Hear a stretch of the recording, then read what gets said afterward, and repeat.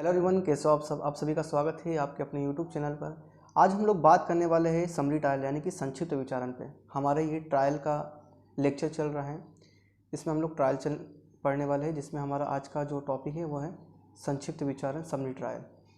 Summary trial की यदि बात करें तो ये सेक्शन 260 से 265 तक हम इसके प्रावधानों को पढ़ेंगे। तो चलते हैं, क्या बोलता है 260, धारा 260, संक्षिप्त विचारण करने की शक्ति।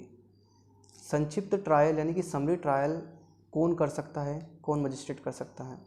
तो सबसे पहले बात करें तो सीजीएम यानी कि मुख्य न्यायिक मजिस्ट्रेट कर सकता है।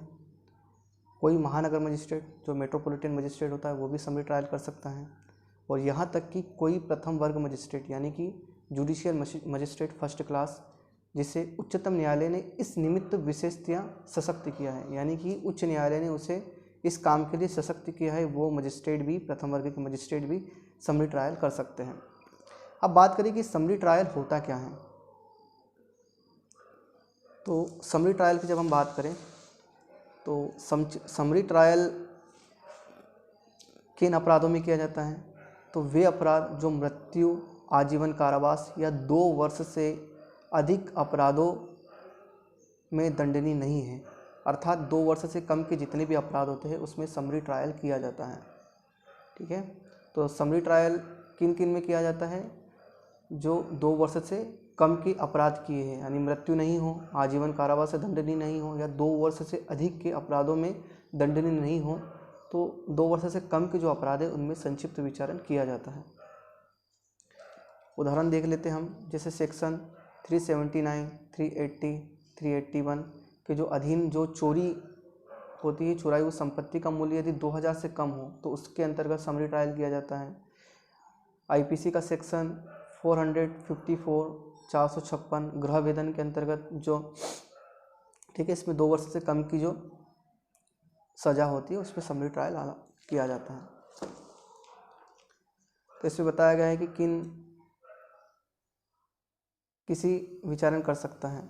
तो यहाँ पे बात कही गई है वे अपराध जो मृत्यु, आजीवन कारावास या 2 वर्ष से अधिक की अवधि के कारावास से दंडनीय नहीं है, अर्थात 2 वर्ष से कम के जितने भी अपराध होंगे उनमें समरी ट्रायल किया जाएगा। फिर बात करें भारतीय दंड संहिता 1860 की धारा 379, 380, 381 के अधीन जब चोरी की बात करता है ये सेक्शन, तो उसमें जो चुराई हुई संपत्ति का मूल्य 2000 से कम, 2000 से अधिक नहीं है, उसमें समरी ट्रायल किया जाता है। तो इतने सारे जो प्रावधान है वो बताया गया है। फिर हम बात करते हैं 261 क्या बोलता है। द्वितीय वर्ग के मजिस्ट्रेटों द्वारा संक्षिप्त ट्रायल। अब सेकंड क्लास के मजिस्ट्रेट कब संक्षिप्त ट्रायल कर सकते हैं।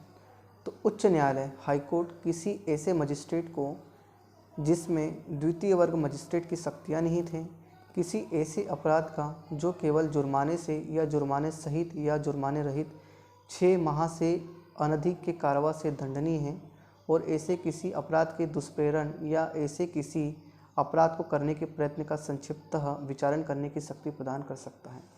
अब बात करें कि अभी हमने पढ़ा इसमें कि सीजीएम कर सकता है, मेट्रोपॉलिटन मजिस्ट्रेट करता है, प्रथम वर्ग मजिस्ट्रेट कर सकता है, लेकिन द्वितीय मजिस्ट्रेट कब कर सकता है।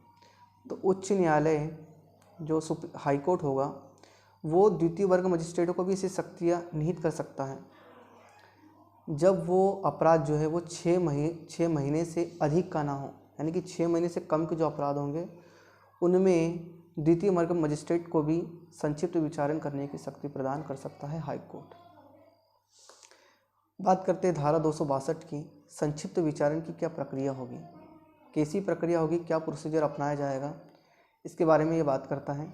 इस अध्याय के अधीन विचारणों में इसके पश्चात इसमें जैसा वर्णित है उसके सिवाय इस संहिता में समन मामलों के विचारण के लिए विनिर्दिष्ट प्रक्रिया का अनुसरण किया जाएगा। 3 महीने से अधिक की अवधि के लिए कारावास का कोई दंडादेश इस आशय के अधीन किसी दोषसिद्धि के मामले में न दिया जाएगा। तो ये प्रक्रिया को बताता है। बात करते हैं धारा 263 की, संक्षिप्त विचारणों में अभिलेख की जो समरी ट्रायल होते हैं उसमें क्या क्या अभिलेख रिकॉर्ड होते हैं।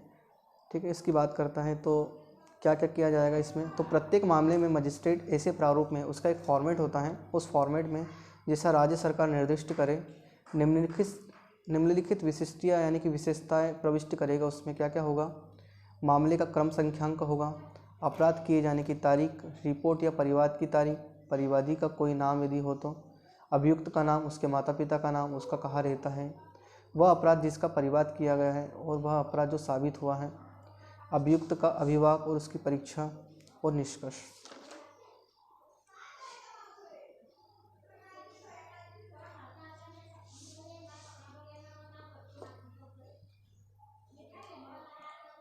दंडादेश या अंतिम आदेश होगा, कार्रवाई समाप्त होने की तारीख होगी, संक्षिप्त तथा विचारित मामलों में निर्णय, और फिर बाद में क्या होगा, निर्णय की भाषा सुनाई दी जाएगी। तो इस प्रकार हमने देखा कि संक्षिप्त ट्रायल में क्या क्या कार्रवाई होती है।